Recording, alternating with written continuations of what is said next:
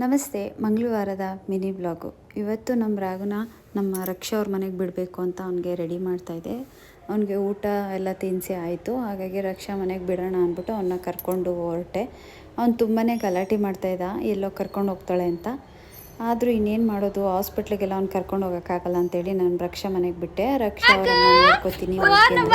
ಪಾಪ ಅವನು ತುಂಬಾ ಕಿಚ್ಕೋತಾನೆ ಕೇಳಿ. ರಾಗುನ ಬಿಟ್ಟು ಬರೋಕ್ಕೂ ನನಗೂ ಮನಸ್ಸಿರಲಿಲ್ಲ. ಆಮೇಲೆ ಮನೆಗೆ ಬಂದು ಅಮ್ಮನ ಕರ್ಕೊಂಡು ಕೆಳಗಡೆ ಇಳಿಸ್ದೆ. ನಮ್ಮ ತಮ್ಮನೇ ಆಟೋನ ಬುಕ್ ಮಾಡಿತ್ತು. ಬುಕ್ ಮಾಡಾದಮೇಲೆ ಆಟೋ ಬಂತು. ಅಮ್ಮನ್ನ ನಿಧಾನಕ್ಕೆ ಆಟೋಗೆ ಹತ್ತಿಸ್ಕೊಂಡು ಹಾಸ್ಪಿಟ್ಲಿಗೆ ಹೋದ್ವಿ. ಇವತ್ತು ನಾವು ಸರ್ಜನ್ ಡಾಕ್ಟ್ರನ್ನ ನೋಡಬೇಕಿತ್ತು.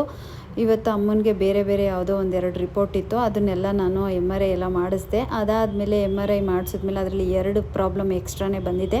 ಅವರು ಮತ್ತೆ ಸ್ವಲ್ಪ ಏನೋ ಯೋಚನೆ ಮಾಡಿದ್ದಾರೆ ಅನಿಸುತ್ತೆ. ಹಾಗಾಗಿ BP ಜಾಸ್ತಿ ಆಗಿತ್ತು. ಸ್ವಲ್ಪ ಮಾತ್ರೆ ಎಲ್ಲನೂ ಕೊಟ್ಟು 1-2 ದಿನ ರೆಸ್ಟ್ ಮಾಡೋಕ್ಕೆ ಅಂತ ಹೇಳಿದ್ದಾರೆ ಈಗ ಸದ್ಯಕ್ಕೆ.